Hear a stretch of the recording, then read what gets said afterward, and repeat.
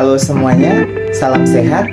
Perkenalkan saya Eldra Findrasala. Pada video kali ini, saya akan membahas tentang konsep dasar keperawatan kritis. Tujuan pembuatan video kali ini adalah untuk memenuhi tugas ulangan tengah semester pada mata kuliah keperawatan kritis. Kita masuk pada konsep keperawatan kritis, di mana ilmu perawatan kritis adalah bidang keperawatan dengan suatu fokus pada penyakit yang kritis atau pasien yang tidak stabil.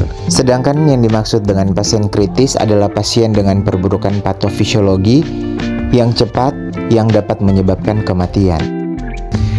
ICU atau Intensive Care Unit merupakan ruang rawat di rumah sakit yang dilengkapi dengan staf dan peralatan khusus untuk merawat dan mengobati pasien dengan perubahan fisiologis yang cepat memburuk, yang mempunyai intensitas defek fisiologis satu organ ataupun mempengaruhi organ lain, atau bisa dikatakan pasien dengan keadaan kritis.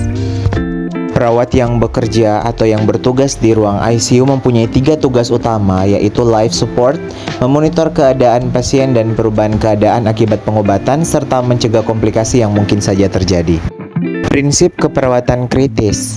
Sebenarnya tindakan pengatasan kritis ini telah dimulai di tempat kejadian maupun dalam waktu pengangkutan pasien ke rumah sakit, yang biasanya disebut dengan fase prehospital. Kemudian kita masuk pada rangkai kerja penanganan pasien kritis.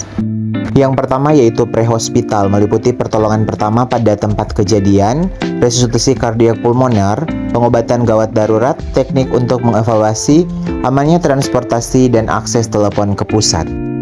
Yang kedua adalah triase, pertolongan yang akan diberikan sesudah fase keadaan, di mana pasien yang sangat terancam hidupnya harus diberi prioritas utama. Kemudian yang ketiga adalah prioritas, di mana prioritas dari gawat darurat tiap pasien itu mempunyai tingkat kegawatan yang berbeda, dengan demikian mempunyai prioritas pelayanan yang berbeda. Oleh karena itu, diklasifikasikan pasien kritis menjadi 3, yaitu yang pertama ada eksigen, di mana pasien yang tergolong dalam keadaan gawat darurat 1 yang memerlukan pertolongan segera.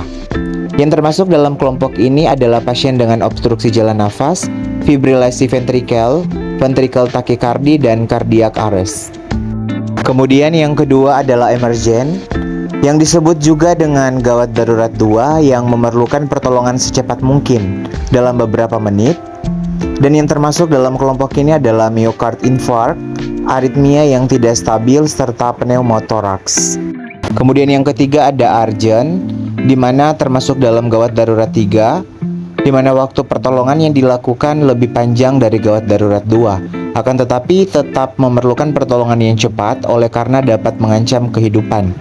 Yang termasuk ke dalam kelompok ini adalah ekstraserbasi asma, perdarahan gastrointestinal, serta keracunan. Dan yang terakhir adalah minor atau non-urgent, di mana termasuk ke dalam gawat darurat 4, semua penyakit yang tergolong ke dalam yang tidak mengancam kehidupan pasien. Demikian pembahasan tentang konsep dasar keperawatan kritis.